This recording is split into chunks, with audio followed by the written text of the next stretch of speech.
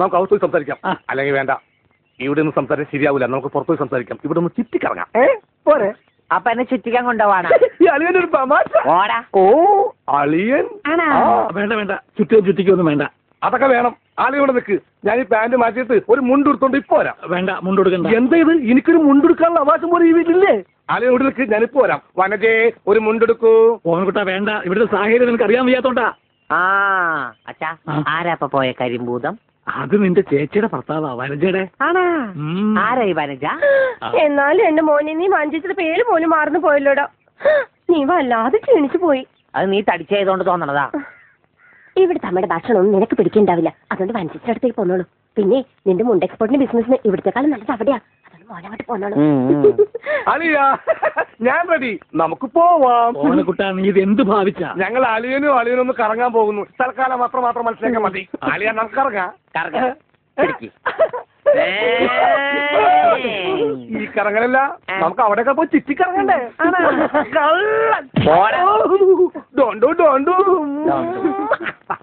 ഓനക്കുട്ടാ വേണ്ട, ഞാൻ പറയുന്നു. ബിസിനസ്സിൽ നമ്മൾ ഓരോ അരിയും സൂക്ഷിച്ചു വെക്കണം. ആരുമില്ല. സ്വന്തം തന്ത വരെ പിന്നിന്ന് കുത്തു. പെങ്ങളൊക്കെ TST തന്നെ തുക തരുമോ അളിയ? നോക്കച്ച, എന്തൊരു ചേർച്ച. ഒരമ്മ പെറ്റ ആളിയന്മാരാണെന്നേ പറയൂ.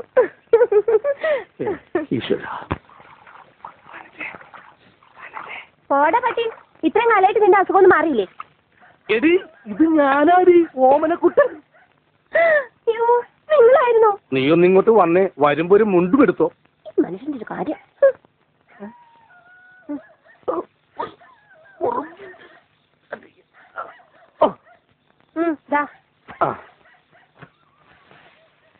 നിന്റെ ആങ്ങളില്ല മുണ്ടൂരാൻ.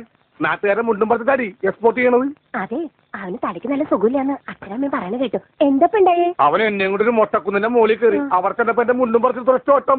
ഞാനാണെങ്കിൽ അടിയിൽ ഒന്നും ഇട്ടിട്ടുണ്ടായില്ല. എന്നിട്ട് ഞാൻ തോട്ടിലേക്ക് എടുത്ത് ചാടി. നാണം മറക്കാൻ അരക്കപ്പം വെള്ളത്തിൽ കിടന്ന് ആ തോട്ടിലാണെങ്കിൽ പണ്ടാറ മീനിന്റെ ചെല്ലു. അപ്പോഴേ ഒരാൾ തോട്ടെറിഞ്ഞ് മീനെ പിടിക്കാൻ വന്നേക്കണം. എന്നിട്ട് തോട്ട പൊട്ടിയ തീർന്നില്ലേ? ആ തോട്ടക്കാരനെ പറഞ്ഞവിടെ ഞാൻ പെട്ട പാട്. എന്തായി കേക്കണേ? അതെ, ഞാൻ ആദ്യം വനജയെന്ന് വിളിച്ചപ്പോ നീ ആരാണെന്നാ വിചാരിച്ചത്? അത് ഞാൻ വിചാരിച്ചത് പട്ടിയാണെന്നാ. പട്ടിയൊക്കെ നിന്നെ വനജയെന്നാ വിളിക്കാറ്? ചില പട്ടികളൊക്കെ എന്നെ അങ്ങനെ വിളിക്കാം. ഓഹോ,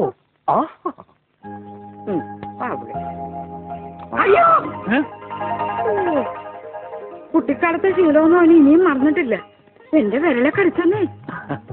കുറുമ്പ്, എന്തൊരു കുറുമ്പ ഇത്? കുറുമ്പൊന്നുമല്ല, എനിക്ക് ഇഷ്ടമല്ലാത്തതാണെങ്കിൽ ഞാൻ കടിക്കും. എനിക്ക് ചോറ് വേണ്ട. ചോറ് വേണമെങ്കിൽ അവരെന്താ ഇഷ്ടമുള്ളത് ഉണ്ടാക്കി കൊടുക്കും. നിനക്ക് പിന്നെ എന്താ വേണ്ടേ? Bread toast. അയ്യോ, അതെന്ത് കൊണ്ടാണ്ടോ? എനിക്ക് അത് മതി. അതമ്മ നാളെ ഉണ്ടാക്കി തരാം മക്കളെ. ഇപ്പൊ ഈ ചോറ് എനിക്കിതൊന്നും വേണ്ട. ഇപ്പൊ ഇത്തിരി ചോറുണ്ട്, നമ്മ പറഞ്ഞില്ല. ബ്രെഡ് ടോസ്റ്റ് നാളെ ഉണ്ട്. എനിക്ക് ചോറ് വേണ്ട.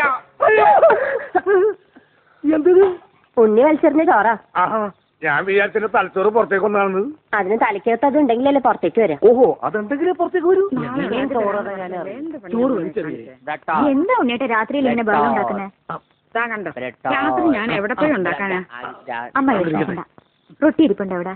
ഉണ്ട്. വെണ്ണയോ? അതുകൊണ്ട് എന്നാ ഇപ്പൊ ഉണ്ടാക്കി തരാം കേട്ടോ ബ്രെഡ് ടോസ്റ്റ്. അമ്മിക്കുട്ടി,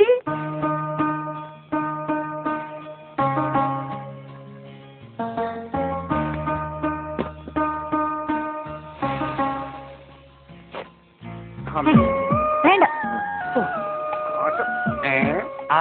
റൊട്ടി കഞ്ഞിയിൽ മുക്കി തേച്ച് വടി പോലെ ആക്കിക്കൊടു. എന്നിട്ട് വേണം അത് വെച്ച് അടിച്ചെന്നെ നിറകം തന്നെ പൊട്ടിക്കാൻ.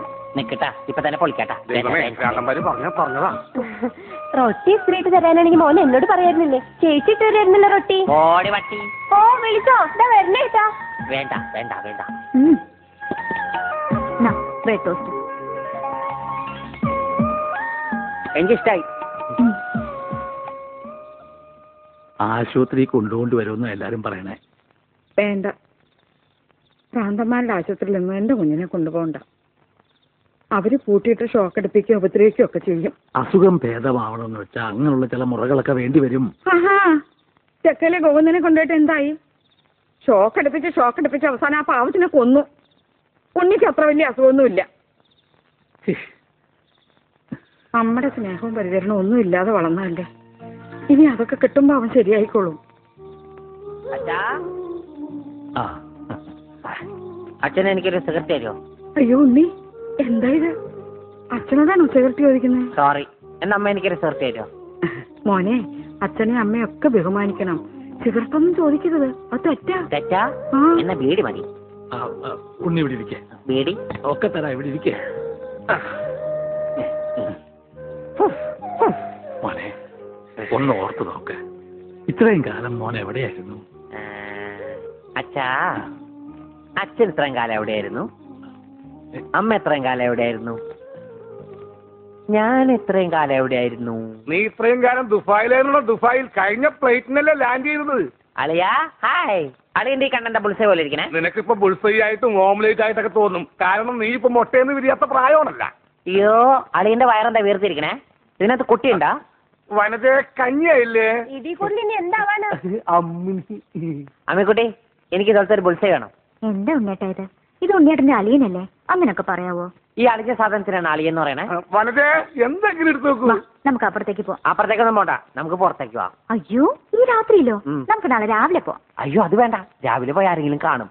നമുക്ക് കാലത്ത് പോവാം.